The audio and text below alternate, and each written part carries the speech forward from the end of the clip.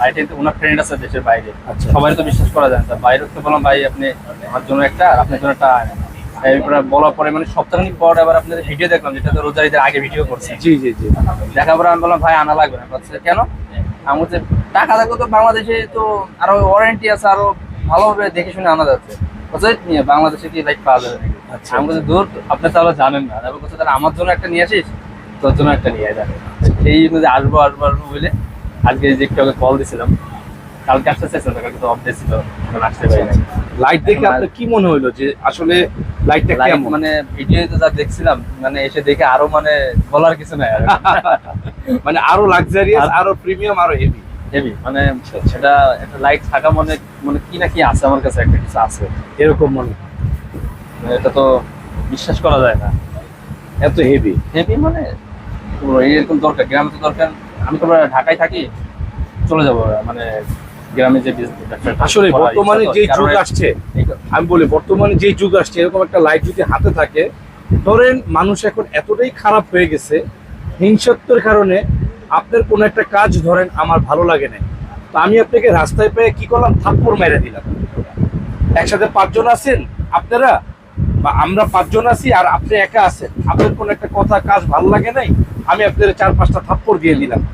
বিষয় না কিন্তু এই যুগে গ্রামে এগুলো বেশি হয়, কারণ তাদের ভিতরে হ্যাঁ। মানে বাইরে চলাফেরার অভ্যাস বা বোঝে না যে মানুষকে কিভাবে। ঢাকা থেকে এটা গ্রামে আরো বেশি বেশি হয়। গ্রামটা এরকম একটা লাইট যদি হাতে থাকে, কেউ যদি একটা থাপ্পড় মারে আমাকে একটা দেওয়া যাবে। কারণে, এইটা দিয়ে একটা বাড়ি দিলেই ওর জীবন শেষ। এটা আমার হাতে একটা কালকে থাকা দরকার ছিল রে। না, একটা সময় ছিল গ্রামের মানুষ সহজ সরল মানে ভালো ছিল, কিন্তু বর্তমান সময়ে ঢাকার চাইতে গ্রামের মানুষটা আরো ক্রিটিক্যাল হয়ে গেছে, আরো বেশি খারাপ হয়ে গেছে। প্যাচটা বেশি হয়ে গেছে। আর মানুষের ভালো দেখতে পারে না ফার্স্ট টাইম, এটা কথা। মানে মানুষ যে একটু ভালো হচ্ছে, পিছন থেকে টেনে ধরার অভ্যাসটা খুব গ্রামে বেশি। আবার গ্রামে বেশি, শহরে আবার প্রতিযোগিতা বেশি, যে আমাকে ওনার চাইতে ভালো হইতে হবে। গ্রামে প্রতিযোগিতা হচ্ছে আমার চাইতে কেন ভালো হবে, আচ্ছা আচ্ছা, কেন ভালো হবে, আমি ভালো থাকবো, তাই? এই প্রতিযোগিতা বেশি আবার। বেশি না এখন আল্লাহ। আসলে আমি মনে করি কি ভাই, দুনিয়া ক্ষণস্থায়ী, আখিরাত চিরস্থায়ী। আসলে আল্লাহ তাআলা যাকে চাইবে সেই কিন্তু ভালো থাকতে পারবে, উঠবে, কারো ক্ষমতা নেই, কারো ক্ষমতা নাই। ধরেন আল্লাহ পাক রব্বুল আলামিন আপনার চুলের মুঠোয় ধরলো বা আমার চুলের মুঠোয় ধরলো, এখন সমগ্র জাতি, সমগ্র পৃথিবীর সব মানুষ একসাথে যদি টানে কারো পায়ে ধরে, ক্ষমতা আছে? আছে বলে?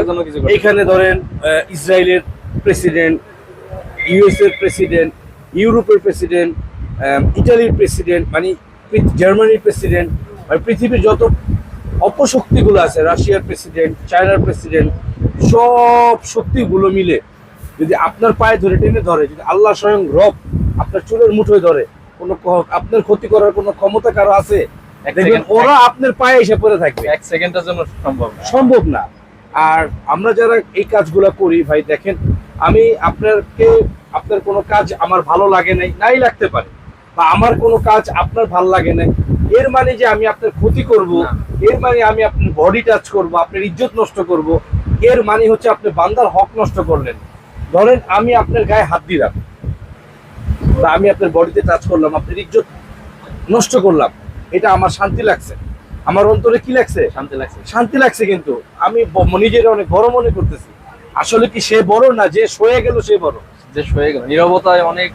আল্লাহ নবী বলতেছেন যে কোনো ব্যক্তি যদি, যে সে হকের উপরে আছে, যে তার সাথে একটা অন্যায় হয়েছে, এই অন্যায় হওয়ার পরে সে এইটার বিচার চাইলে করতে পারে বা এইটার উপরে সে অ্যাকশন নিতে পারে, কিন্তু সে দাঙ্গা হাঙ্গামা যাতে না হয়, আখিরাতের কথা চিন্তা করে যে না আমি আল্লাহর জন্য ওকে ক্ষমা করে দিলাম, আমি ও যেটা করছে এটা ভুল করছে, এটা আমি আল্লাহর তরফ থেকে নিয়ে নিব। আল্লাহ নবী বলতেছে কোন লোক যদি হকের উপরে থাকার পরেও ফাসাদ না করে, ঝগড়া না করে, অন্যের ইজ্জত নষ্ট না করে, তো আল্লাহ রাসূল সাল্লাল্লাহু আলাইহি ওয়াসাল্লাম বলতেছেন যে আমি জান্নাতের মাঝ বরাবর একটা স্বর্ণ খচিত একটি ঘরের জিম্মাদারি নিলাম। দেখেন কতই না সুসংবাদ আমাদের জন্য। সামান্য বিষয় কিন্তু ভাই, আপনি আমারে একটা ধাক্কা দেন, ফর এক্সাম্পল দেন না, সিরিয়াসলি দেন, একটা ধাক্কা দিচ্ছেন, আরে ভাই ধাক্কা দিচ্ছেন তো ভাই, কি হয়েছে ভাই, ওকে ভাই কি হয়েছে ভাই, ভাই তো ধাক্কা দিব, এই যে একটা বিষয় ভাই, আরেকটা ধাক্কা দেন ভাই, আপনার মনে ধাক্কাটা আসতে হইছে, আরেকটু জোরে দেন তো ভাই ধাক্কাটা, এই তো ভাই, এইটা হচ্ছে কি ভাই, আমার শান্তি ভাই, আমি শান্তি পাইলাম। ভাই আপনি একটা থাপ্পড় দিয়েছেন, আরেকটা দেন ভাই, আরেকটা দেন থাপ্পড়। এই যে একটা যে বরত্ব, এইটা কিন্তু আসল বরত্ব। এখন আমি আপনার কষা একটা থাপ্পড় দিয়েই দিলাম, আমি বড় হইলাম, আপনি সয়ে গেলেন আমার প্রতিষ্ঠানে আয়া, আমার জায়গায় আইসা, আমার ক্ষমতা বেশি না আপনার থেকে, রাইট? অবশ্যই আমি অনেকটা থাপ্পড় দিয়ে দিলে আপনার কিছু করার আছে? না, কিছু করার নেই। কিচ্ছু করার নেই, আপনি চলে যাবেন, কিন্তু মৃত্যুর পরে এইটার জবাব কিন্তু আমার দিতে হবেই হবে, অবশ্যই অবশ্যই। রাইট? সেদিনকে কারো মাপ নাই। কোনো মাপ নাই। এটা হচ্ছে আমাদের মূর্খতা, আমাদের জ্ঞানের অভাব, এটা মাথায় রাখবেন। রিয়েলি রিয়েলি রিয়েলি এগুলো আমাদের মূর্খতা। আমি আপনাকে মাইরে দিলাম আমার এলাকায় পাইয়া, কিন্তু আপনি আমারে আমি আপনার কিছুই করতে পারলাম না। আমার ক্ষমতা ছিল আপনার কিছু করার, কিন্তু আমি আপনার করি নাই। এর মানে এটা আমার দুর্বলতা না, এর মানে এটা হচ্ছে আমার রবকে আমি খুশি করছি।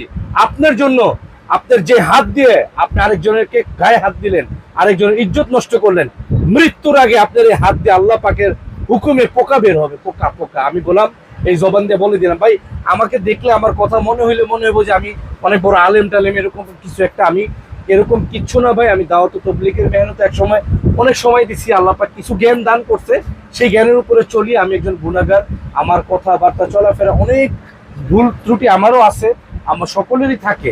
সো একটা কথাই বলবো, আমার ভুল ত্রুটির জন্য আমি সবার কাছে ক্ষমা চাই, এবং আমি আমার বন্ধু বান্ধব, ভাই ব্রাদার, আত্মীয় স্বজন যারাই আছে, আমি সবাই, এবং কাস্টমার, ক্রেতা ভাই, ভিডিও যারা দেখেন, সকলের কাছে ভাই ক্ষমা চাই। কারণ আমার টার্গেটটা হচ্ছে একটাই, যে আমি যাতে মৃত্যুর পরে সকলের মন থেকে দোয়া পাই, যে মৃত্যুর পরে যাতে সবাই বলে যে না, লোকটা ভালো ছিল। এটাই যথেষ্ট। কি ভাই, অনেকে বলে যে যাক মারা গেছে ভালো হয়েছে, ভালো, আরো আগে মারা গেলে ভালো। অ্যাবসলিউটলি ভাই, এইটাই। অনেকে মানে চলাফেরা কর্মকাণ্ডের কারণে এগুলো বলে। যাক, অনেক কথা হইলো, মনের অনেক কষ্ট জমা ছিল, এই কথাগুলো বলে আপনাদের সাথে শেয়ার করে মনের দুঃখগুলো বের করে ফেললাম। না, আমিও অনেকদিন মানে আসবো বলে মানে পারতেছি না। আজকে লাস্টে বললাম চলো শনিবার আছে। আমার এই ভাইটা আমার এমন একজন ফ্যান, উনি আমাকে এইসব একটা কথা বলতেছে, রাব্বি ভাই আপনার ভিডিও দেখলে পাগল হয়ে যায়। আমি বললাম ভাই কেন? উনি বলতেছে যে ভাই আপনি প্রতিদিন রাতে 2 মিনিট হলো আপনার ভিডিও দেখতে হয়। বলেন না ভাই। না, সত্য কথা, যেটা অন্যান্য ভিডিও দেখছি, কিন্তু দেখা যাচ্ছে বিশ্বাসটা ওইভাবে হয় নাই। আপনারটা যেভাবে হয়েছে, কি কারণে হয়েছে এটা জানি না। আসলে আল্লাহর অশেষ রহমত। আপনি যখন ভালো পথে চলবেন, সততার পথে চলবেন, যদি আপনি সত্যিকারই ভালো হন, আপনার কথাবার্তায় চাল চলনই পিউরিটি আসবে। হ্যাঁ। আর যখন আপনার মধ্যে ভেজাল থাকবে, তখন আপনার কথাবার্তা দেখানোর মধ্যে ভেজাল থাকবে, ওইটা মানুষের জন্য ধরা পড়ে যায়। ভালো লাগাটা, বিশ্বাসযোগ্যতা অনেক বেশি, মানে কারোর প্রতি যদি একটা বিশ্বাস আছে না, ওই জায়গায় গেলে প্রোডাক্টটা ভালো পাবো আসলে। তারপরে আর অন্য জায়গায় যত ভালোই দিক বা এখন টর্চ লাইটের কিন্তু যুগ না। আপনি এই টর্চ লাইট কিন্তু বাংলাদেশে কোথাও পাবেন না আপনি। তারপরে এই প্রোডাক্ট আমি হাজার হাজার মাল বিক্রি করি আল্লাহর ইচ্ছায়, হাজার হাজার মাল বিক্রি করি। টর্চ কিন্তু ঢাকা শহর তেমন চলে না, ঢাকা শহরে গেলেও শুধু গ্রামে, শুধু গ্রামে। এটা উদ্দেশ্যই আমি দেখছি, ঈদের পর আমি 2 মাস 2.5 মাস আছি ঢাকা শহরে, তারপরে আমি চলে যাবে, একবারে গ্রামে চলে যাচ্ছি ফ্যামিলি সহকারে। বাবার বয়স হয়ে গেছে, সব মিলায় ভাইরা আছে, গ্রামে নিজেদের দোকান করা আছে, ওখানে বিজনেস ভাই করব। গ্রামই ভালো ঢাকা শহরের থেকে। ঢাকা শহরটা একটা নোংরা পরিবেশ হয়ে যাচ্ছে। ফেব্রুয়ারি জানুয়ারিতে আমার আব্বু অসুস্থ হয়ে যাওয়ার পরে মানুষের যে ব্যবহার বা যে পরিস্থিতি দেখলাম, এটা আর মানুষের প্রতি বিশ্বাস ওইরকম ভাবে ঢাকা শহরে যাচ্ছে চলাফেরা করি ওইভাবে মানে আর হয়ে পারে না, আর ভালো লাগে না। এই কারণে মন থেকেই দেখলাম যে না, ঢাকা শহরের মানুষরা বেশিরভাগই নোংরা মনে করে। আল্লাহর রহমতে যা দিছে, এটা সৎভাবে ব্যবসা করে চললে অল্প দিনে আল্লাহ অনেক কিছু দিবে। এই জন্য গ্রামে গেলে তো প্রয়োজন, এটা অবশ্যই প্রয়োজন আমার। এই কারণেই তবে বন্ধু এরকম কিছু বন্ধু কালেক্ট করা, খুঁজে বের করা, যারা যেসব বন্ধুরা নিজের আপনার জন্য, আপনার একটা বিপদ হয়েছে, আপনার একটা ঝামেলা হয়েছে, আপনার জন্য কোনো স্বার্থ দেখবে না, কোনো সম্পর্ক দেখবে না, লাইফে পুরো জান দিয়ে দিবে, এরকম বন্ধু খুবই ইম্পর্টেন্ট, খুব ইম্পর্টেন্ট। হ্যাঁ। সো আজকের মতন এই পর্যন্তই। আমার এই ভাই আমার কাছ থেকে 2টা লাইট নিল। এটার ভিতরে আমাকে আর একটা দেখেন মডেল, এটা তো আমার চাষতো ভাই জন্য। আচ্ছা, একটা D2 আর একটা নিবই। হ্যাঁ, এটা তো নিবই। এই 2টা লাইট দেখছে, বা এটা ফাইনাল হয়ে গেছে। এখন এইটার মধ্যে আরো কিছু অল্টারনেটিভ দেখবে, দেখার পরে হয়তো ভাই এটাও নিতে পারে বা অন্য কিছু নিতে পারে। আমাদের 2টা শাখা বাইতুল মোকাররমে, টিস ইলেকট্রনিক্স আর ইনসাফ ইলেকট্রনিক্স। আমি একটা কথাই বলবো, মানুষের উপরে কেউ জুলুম করবেন না, কেউ কারোর উপরে। আপনার ক্ষতি কেউ করছে ভাই, আপনি আল্লাহর রাস্তায় মাফ করে দেন, দেখবেন এর মধ্যে কি শান্তি। আপনি এমন ঘুম হবে, আপনি কল্পনা করতে পারবেন না। সকালে উঠে দেখবেন আপনার সব চিন্তা শেষ। আমি প্রতিদিন রাতে যখন ঘুমাই, আমি একটা আমল করি ভাই, প্রতিদিন যখন ঘুমাই, ধরেন আমার সাথে কারো একটা দ্বন্দ্ব হয়েছে, আমি সেটা টোটালি ক্ষমা করে দিয়ে আল্লাহর উপরে শপথ করি আগে যে আল্লাহ এটা আপনার উপরে দায়িত্ব দিলাম, আপনি যা আপনি যা করেন আপনার যা খুশি আপনি করেন। করতে পারেন। হ্যাঁ, সো এরকম এরকম এরকম বলে আমি তাকে মাফ করে দিলাম, কিন্তু মাফ করেছি আমি আপনার সন্তুষ্টির জন্য।